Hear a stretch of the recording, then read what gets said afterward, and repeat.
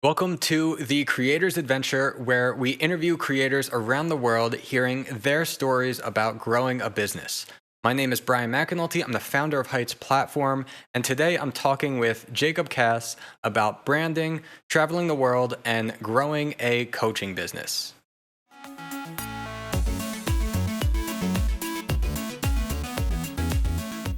Hey everyone, today we are here with Jacob Cass. He is a brand designer, strategist, educator, podcaster, business coach, community builder, and the founder of JustCreative, an award-winning branding and design consultancy that doubles as an industry-leading blog. Jacob helps grow brands strategically and has worked with clients such as Disney, Nintendo, and Jerry Seinfeld. And now he's focusing on bringing his global brand experience to smaller businesses. And while growing his online business, Jacob and his wife have traveled around the world and visited more than 85 countries. So Jacob, welcome to the show. Thank you. Pleasure to be here, Brian. And, you just shared with me that we'd met over a decade ago. So that was crazy. Thank you for reminding me. But that was, a little tidbit of backstory. Yeah, I was really glad to see when my team booked this interview because I saw it pop up and I was like, oh, Jacob Cass, I know him. And it was like, I feel like over 10 years now ago that we met in New York quick. And we've talked before that. And I know at the time you had traveled some and I was traveling a real lot, but now it looks like you've traveled way more than I have. So I'm interested in talking with you about that a little bit later. But to start out, so you're a brand design expert and the founder of JustCreative. So tell us how you got started in your design career and what made you decide to found JustCreative. Yeah, good question. I'll try to keep it short because we're condensing 20 years into, a short conversation. But, you rattled off a couple of titles there in my intro, and it's, we all have a title, but sometimes it's hard to just get down to something pure and simple. For me, at my heart, I'm a designer, right? My studies was, based on graphic design, visual communication. I've always been attracted to art and, those creative subjects versus, science and maths and so forth. So it's in my bones, the creative gene, and, have been a designer for a long time. So the simplest way to put down who I am, it would be a designer. But that kind of led me into creating JustCreative, which is my brand design studio, brand strategy. I do brand strategy. I do logos. I do a bunch of stuff as part of that agency, and it also doubles as the platform for our community and the blog and a bunch of other stuff, which I won't get into too much. But I started. My journey back in, high school is when I was just dabbling in Photoshop and web design. And, I was just doing creative stuff and I was morphing my friends' faces together as a hobby, with like a pirated version of Photoshop, many years ago. And that kind of just led me into doing, creative things. And I started to teach myself web design. And then a friend asked me, oh, I need a logo. I need a website. I'm starting a new business. And I was like, well, I didn't know I don't know, but I'll try it out. So I did that, and I didn't really know about graphic design as a career. It was just something I was attracted to. And then I saw a careers advisor at my high school, and they're like, yeah, you can do graphic design as a career. And I was like, okay, well, this is a path I can follow. So I went kind of in that direction. I studied more design and tech and that sort of, in that arena, I'd studied more. And that led me to university, where I studied visual communication for a number of years. And then I got headhunted by a agency in New York City where I was still a design student. And that was because I was running a blog at the time that was documenting my design studies and sharing my work and, just putting myself out there. So I was getting into social media. Twitter had just started, and I was getting big on Twitter and some of the other social media platforms. This was very early days. It was called blogging back then, not content marketing. And I was very attracted to the internet and the web and all of that. And that got the attention of a social media / digital agency in New York who was, they were on the money in terms of, this is the direction where the industry is going. All the big agencies were scrambling and they were just much more nimble. And that's how my career got started. So I went from being a design student to working for Disney off the bat. So I was like, wow, this is awesome. It was like a catapult. I literally catapulted from Sydney to New York. And it was a total shift, right? I didn't know anyone, didn't know a thing, new to the industry, fresh off the plane, and I found a place to live the day before I got there. It was a big leap. But it, started my career. So I stayed in New York for 5 years. I worked for a number of different agencies and cut my teeth into the world of advertising, design. I was working as an interactive designer back then. So it was more, I was doing more websites for like Nintendo and user experience for these sorts of brands. But at that agency, it was a full service agency. So although I was in the digital department, I was exposed to the ad agency and I was involved with all the pitches and just learned about the processes and the act of pitching and how teams work together. And you just got access to greater minds, right, in the agency. So, creative directors and art directors and copywriters and like working together to create something brilliant, which I literally would not have been able to do if I was working for myself like I do now. But that's because I've had that experience. And that's really where I cut my teeth. And then after that, I left New York and went traveling. So when you're asking about when you saw those traveling, those more countries, that's when it happened. So the goal was to travel for a year. That year turned into 3 years just because it was awesome. And, we actually realized we were making more money on the road than working in New York and paying rent and the expenses of New York. So it actually became easier. We reduced our hours. We're working like 4 hours a day versus, the 50-hour work week or more in New York. So it was total lifestyle shift. You got to see different countries. You could run the agency like on the road. And, the 4-hour work week was a big help in this, a book by Tim Ferriss, and just getting into that mindset of that it is possible. You don't have to work a full 40 hours or more to be successful. And successful is really about what your definition is. So for me back then, mid-20s, it wasn't about growth. It was about experiencing life and experiencing new things and being curious and traveling new places, experiencing different cultures, but while having a business that could fuel that, right? So we had clients that could, found us through the web. I definitely had a platform already. So we didn't just go off the bat, right? We didn't just leave and didn't have a business. Like we had a runway and we had, an online presence. We didn't do any marketing, cold outreach. Everything was inbound and, people found us. Sure. And that allowed us to travel for, that amount of time and, work while we're on the road. So it was a digital nomad lifestyle, which was awesome. So that was 3 years. Now I'm back in Sydney, Australia. We have a family, we have roots, we have a home, we have a car now. We literally went from like a 20-kilo backpack for 3 years to like a full house. We had to buy everything. So it was like another major shift. It was like move to New York, travel the world, and now we've got roots. And throughout this whole time, I've been running JustCreative, which is the agency, the platform, and that's what, is the backbone of our business. And, you rattle off a lot of things at the start of in my intro, and that's because we do a lot of things. And that's kind of where it is today. We do, brand consultancy. So we do, strategy, we do design. That's the consultancy arm of our business. And then we have a community arm. So I help creatives and entrepreneurs with their business. So we have a group coaching program. We also have a paid membership community called Exponential Creatives.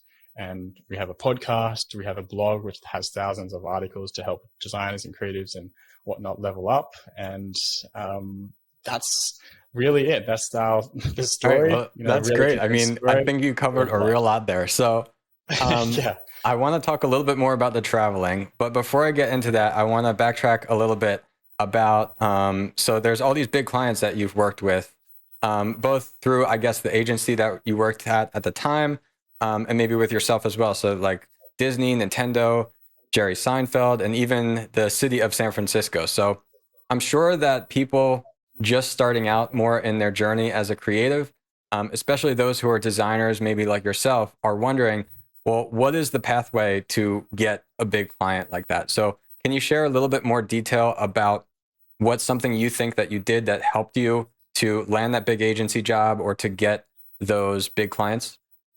Yeah. So to be clear, getting these big clients, right? I'm working as part of a team within an agency. It's not like the client is coming direct to me.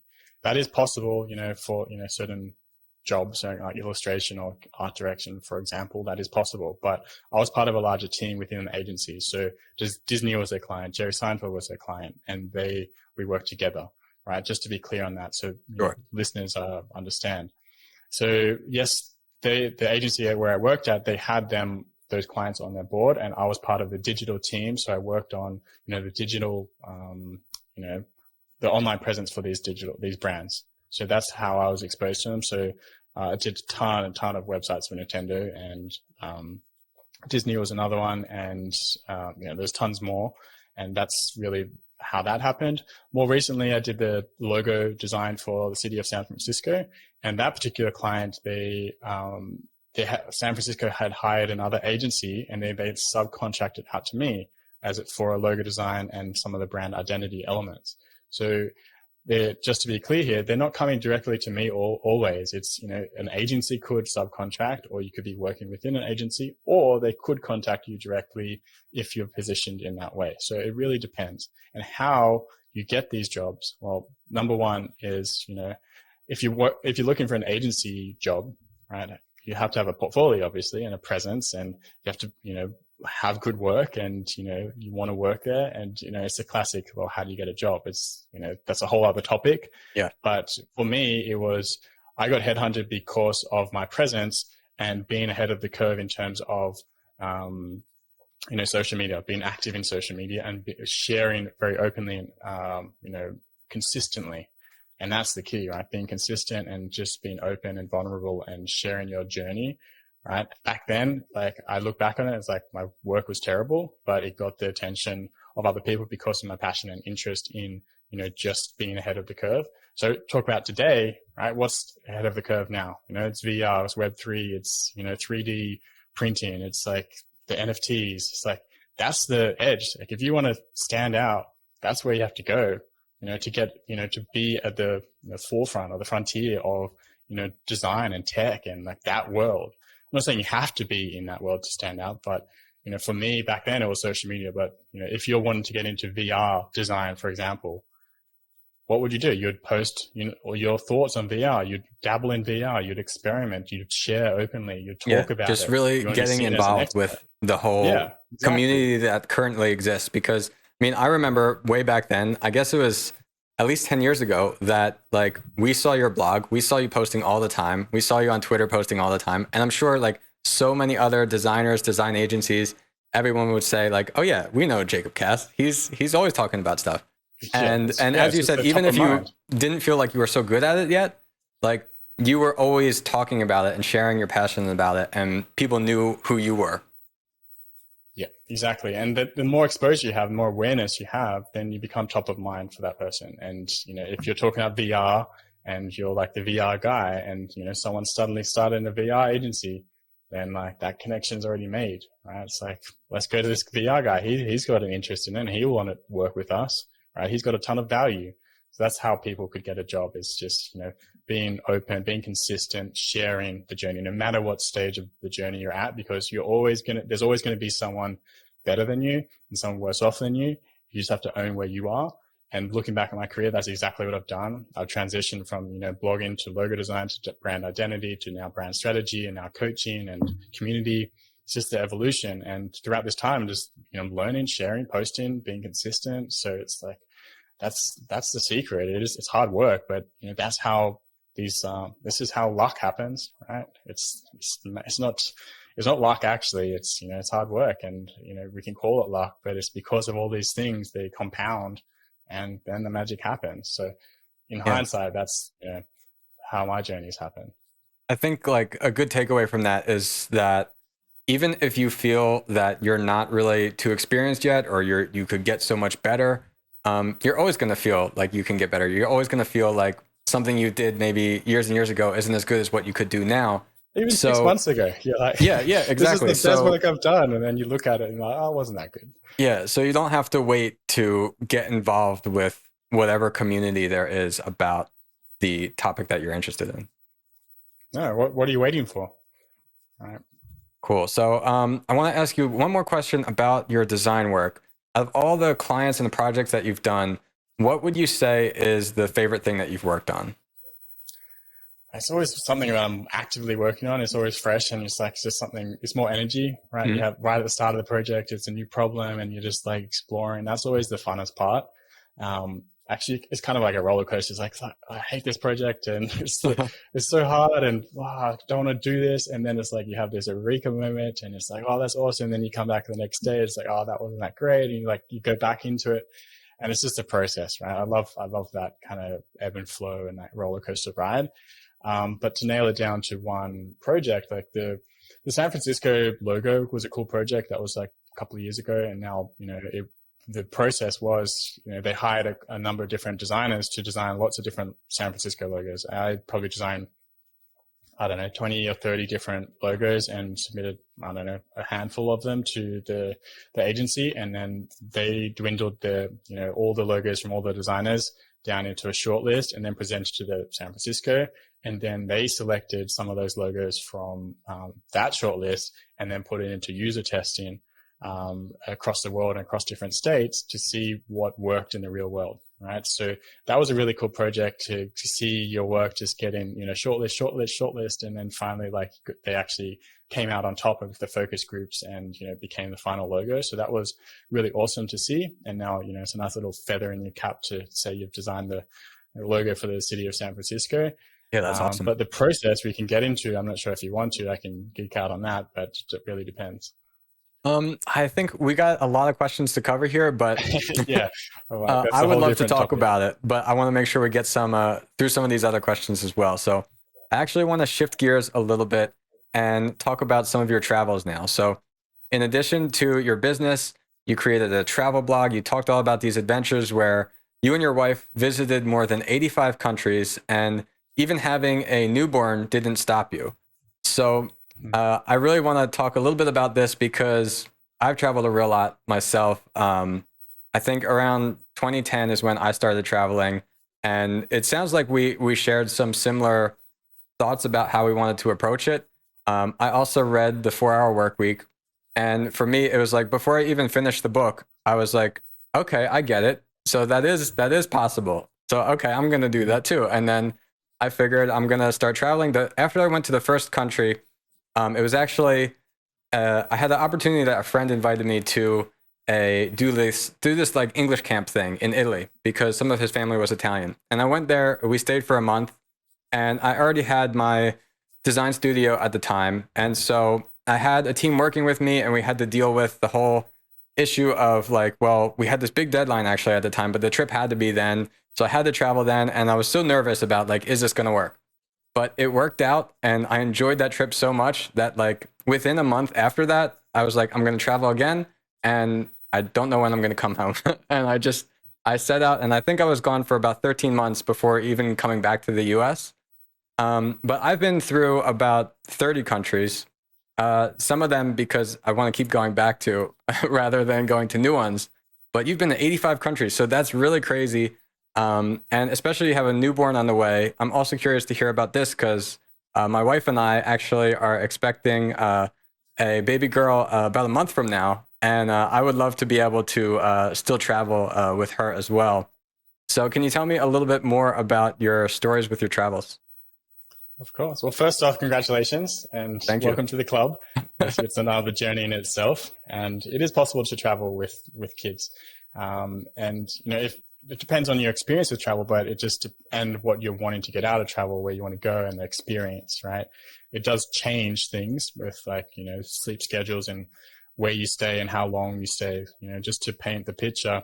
When you don't have a kid, you have ultimate freedom. You can pack up, you can literally pack your bag in 5 minutes and like get out the door and go to the next place. Can't do that with a newborn, especially. They sleep a lot. So the style of holiday changes. And I use the word holiday loosely there because when we had a baby, right, it was more of like a holiday experience. We would stay in one location for a week. We'd go to an island where it's like, okay, you have the pool and you can explore the island, but you could ride back to your house, right? You could explore the island, but you're in a close vicinity, and you're not doing anything, like long-term, like long travel, distances. For example, you stay in one spot and then you could maybe go to the next spot, a day travel. and then go and stay there for another week. Whereas, when you're in Europe as a solo backpacker, it's expensive, right? Like even the hostels can be expensive. Accommodation is the biggest cost, is like where you stay. And you want to get the most out of each city, and you want to keep things fast paced. You're probably hungover, and it's totally different. It's a totally different experience.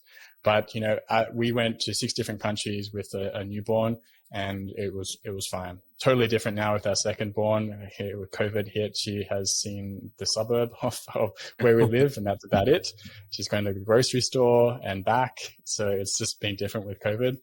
But, travel, for the listeners, if people are wanting to become a digital nomad, I always say to start somewhere affordable that is within your means and where you want to travel. A good hub, it could be Southeast Asia, somewhere in Asia where you can live very cheaply in terms of accommodation and use it as a base to travel around, right? So if let's say you stayed in Bangkok, it's a city, you have all the facilities, but then you could, travel to Phuket or, Vietnam or wherever it is very easily, short distances, and you can, have a hub. Or you could do more of a, if you're working at the same time, you could go somewhere where it's like known as a, digital nomad hub, Bali, for example, affordable, awesome food, friendly people, a lot of nomads, a lot of expats, and you'll feel very welcome. And that's a good stepping stone to get into the travel world, where it's like, well, what is your view on travel, like, and your lifestyle, I guess, is what I'm getting at. Is like, what do you want to be doing? How many places do you want to see? Do you want to stay someone very deeply, right? As you said, you go back to some places, and we've definitely gone back to some of our favorites. When, you go there, it's like, oh, this is awesome. We need to come back and do this in more depth, right? And I think that's what travel is about. It's like, well, what interests us or me, right, to go back to. Yeah, and everybody has a different reason for why they want to travel somewhere. Yeah, some people just want to sit on the beach. Other people want to get into culture. And, after a couple of months in Europe, I didn't want to see another church again. I was like, so, but then you go to another, like, go to Greece, and it's like, well, I'm scorched, I'm burnt. I don't want to see another beach again. So it's like, you mix things up, and it's like, it keeps things interesting. So, I guess the point of all this is understand what you want to get out of it and go somewhere within your means, and, learn from that experience, and then grow, and, you can expand that experience further, and you just see more and more places as you go. Yeah. I think that's great. I think the point you mentioned about the hub idea for somebody, if it's new to them, but they want to become a digital nomad and they're really into that, to treat something like that, where, like the way I used to look at it is like, well, once you're in Europe, like the flight to get to Europe, if you were in the US or Australia, like that might be expensive, but once you're there, then it's relatively affordable or quick to get between countries in Europe. And the same thing goes for Asia. So like if you fly to Bangkok, for instance, like you mentioned, then like you can get a cheap flight to like Singapore or Malaysia or something from there, and then go back to Bangkok later. And then that way you can also don't have to worry about like things like visas and stuff like that, I guess. I think that's something that people tend to assume if before they start researching, that like, oh, it's going to be so difficult for all the different visas and requirements and things like that. And depending on the kind of passport you hold, I guess it can be more difficult. I'm fortunate the U.S. passport, there's not too many places you need visas for, but yeah, in general, almost for anyone, it's not as difficult as it might first seem. No, and that's the thing. It's just going and taking that leap, right? You could book a place for a couple of weeks and see if it's right. You may get homesick in the first few weeks if it's new to you, but if you book a place for a month and just stay there, you'll get used to it and you can adapt. And that's when you're doing it, right? You're living it, and you're like, okay, well, it wasn't actually that difficult. It's just I'm living somewhere new now. And sure, yes, there will be sacrifices. But what are the benefits of it, right? It's a new country, new culture, new experiences, new friends. Like this, you don't know what's over on the other side. So if you're sick of, where you are, you want to change and you want a new experience, I'm all about that. Then, think about it. That's, I guess, my point. Yeah, that's great. Yeah, I think for me, my style was I really tried to stay everywhere at least a month that I would go. That way you could really get to know it. You don't have to like rush through the place. And I got to the point that I would ignore like even researching about a place. And I would just think, well, where's somewhere that I haven't gone yet? And then we would just go there and then figure out from there. And I remember one of the places I felt like that worked out the best for me was Budapest. That we'd been a lot of places in Europe and we're thinking, well, where should we go? And we arrived there. And I think we booked it for a month, but within like the first week, we already asked like the Airbnb host and said like, can we extend this another month? Because we just we loved it. Absolutely. And I had no idea what to expect going there before that. For you, if you could name a favorite place that you've traveled to, what would that be? Yeah, there's a few. South Africa, top of mind. The reason why is because, there's some similarities to Australia, but that's not really the reason. It's the Cape Town in particular I love as a city. It's, the scenery, it's on the water. It has mountains. It has amazing food. It has really friendly people. Yes, there's crime. That's the only downfall of this place, but there's safaris, game drives, there's the animals, there's new experiences, there's braais or barbecues. There's, the lifestyle as an Australian, it really speaks to me. And, the African people are just so friendly and, there's a mix of cultures there and, it's just like a big mixing pot. And there's a lot of cool experiences and fun experiences that you don't get anywhere else in the world. And that speaks to me as, as a country. So South Africa is one. Barcelona is another favorite city. I love that it's on the beach and, the lifestyle of, eating and drinking and the clubs and the late nights and that sort of thing. It's kind of an era gone by, but, back then it was, it's really spoke to me and we've stayed there for a number of times. And, they're my top two, I guess. Cool. All right, that's great. I haven't been to either of those places, so Barcelona's been on my list. South Africa as well, but I don't know. I feel like maybe you're a little bit more outdoorsy than I am, but I still would definitely like to check it out. Yeah, well, there's a lot of outdoor stuff, but there's also a lot of other things you can just do. I guess it is outdoors. I'm thinking it's like everything I'm going to name is outdoors. So it's like hiking and safaris and like adventure. It's like a lot of adventure, I guess. So, yeah. If like for when you're ready or when you want to go on a more adventurous trip, that sounds like a great place to go for that. Yep, for sure. Cool. So aside from your brand design business, JustCreative, you're also offering coaching services to other designers in what you call the Inner Triangle and a community called the Exponential Creatives. So why did you decide to get into this coaching and community offering, and how does that work exactly? Yes. So this started back when COVID hit.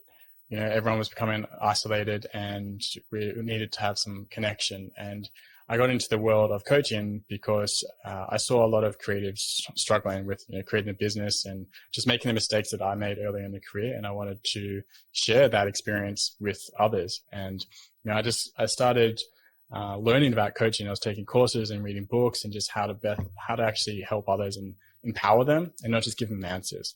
Right? It's really about showing them the way, not actually taking them the whole way.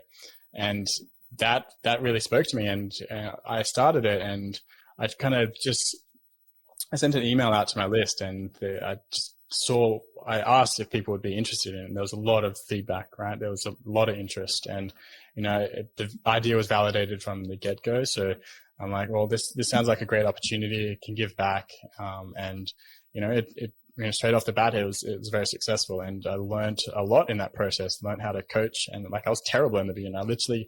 I had a group of 15. It was a group coaching experience, and I was writing pages of answers down, what everyone said, so I didn't miss anything, and writing it all down. And in hindsight, that was a terrible idea. You weren't listening properly. You were distracted by writing, and it's better just to listen.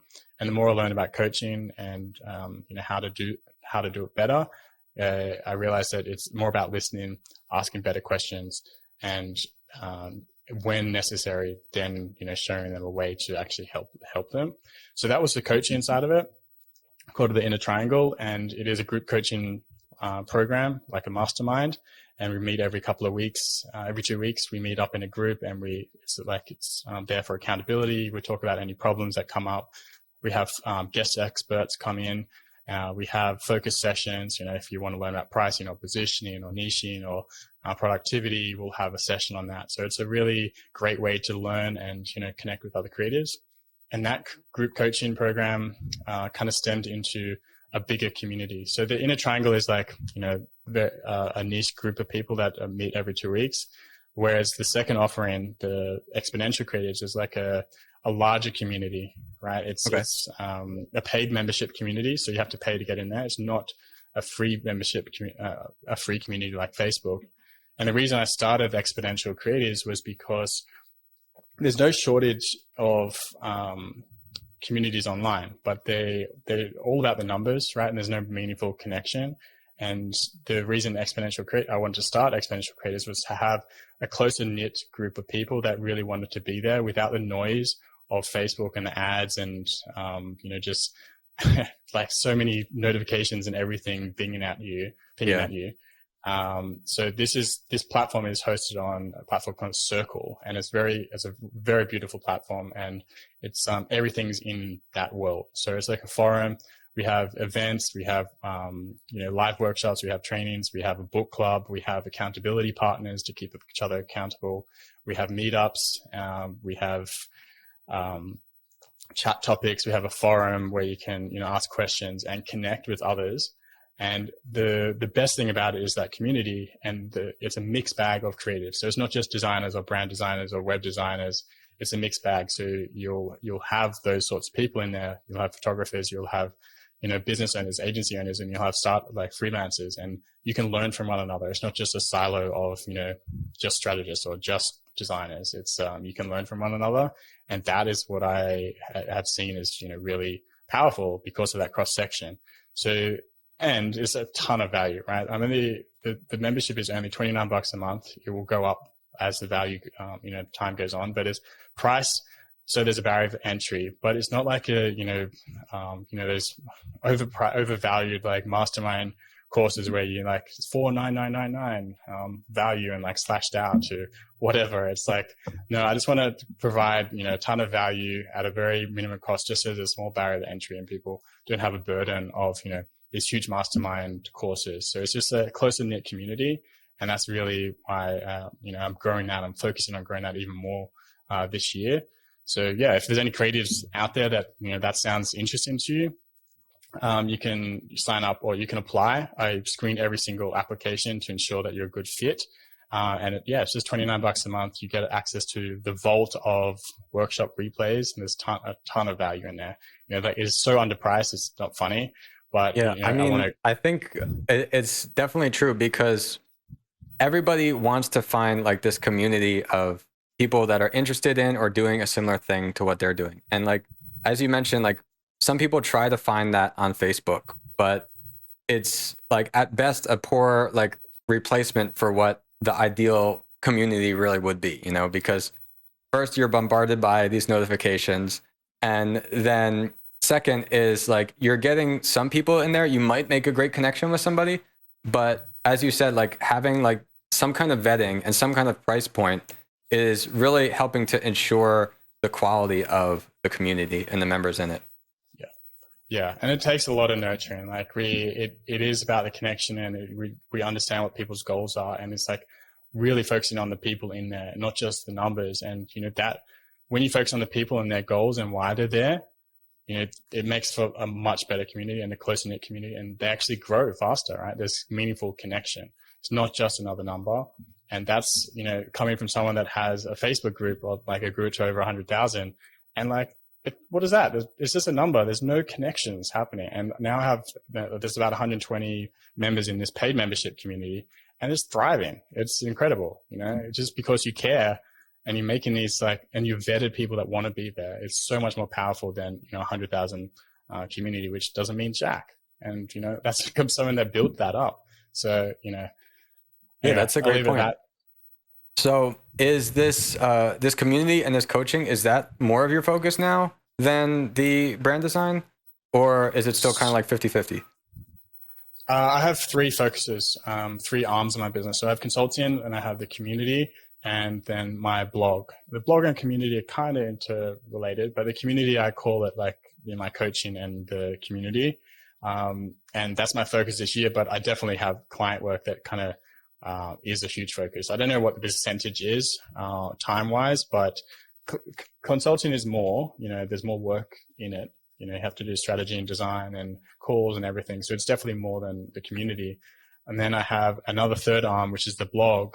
And I have a team of 5 writers and 2 editors. I have a podcast and video editor, audio editor, and a virtual assistant as well that runs the blog. And it's kind of like my affiliate passive income arm of the business. So that takes my time as well. I'm trying to give you some numbers, but it's probably like, I don't know, 40 for the consulting, 30 for community, and 20 for the, I don't even, that adds up to 100, but I don't know. Well, there's always all the other things in business that you have to do, and that's gonna bring you to at least to 100, if not. Yeah, maybe 110. Like I have the podcast in there, and then there's interviews and social media. So it's definitely 110 somewhere. Cool.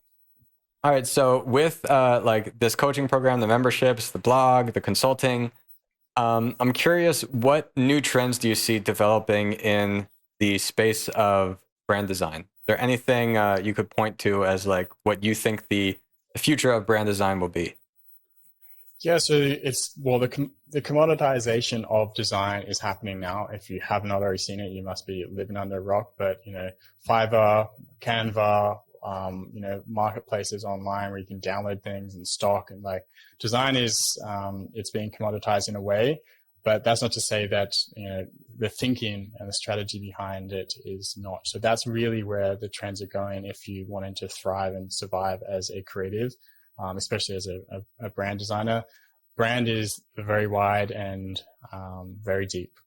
A lot of designers, especially early career, they may not necessarily know this at this time. They just focus on the visuals, which is okay in the beginning because you're learning your skills and the technical skills when it comes to your craft. That's the bare minimum that you have to know.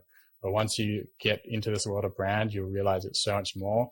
And brand design, it doesn't mean just graphic design. Design is also a very deep and wide word. So when you say brand design, it can mean much more than just the identity or the logo.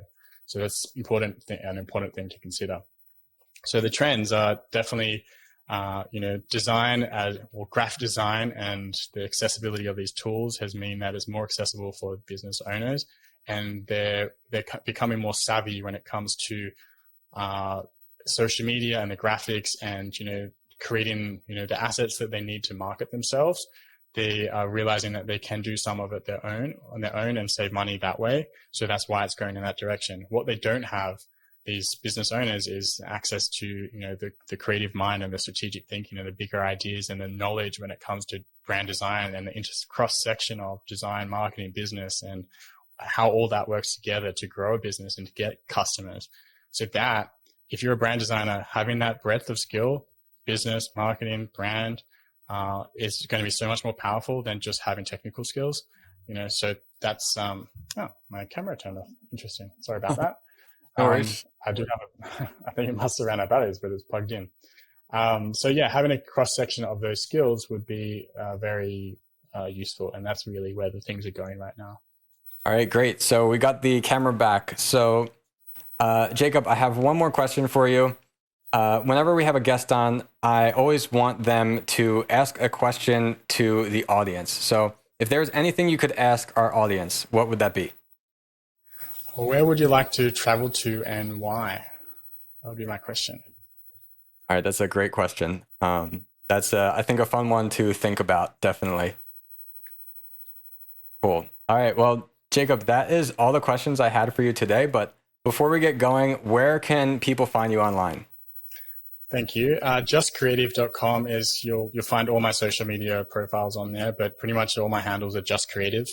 And you can, find the links on there to the communities or the coaching that we spoke about. So, JustCreative. that's the easiest one. Cool. All right. Well, Jacob, thank you so much for coming on the show. Thank you. Great questions. Had a lot of fun. Thank you for listening, guys. And yeah, love it.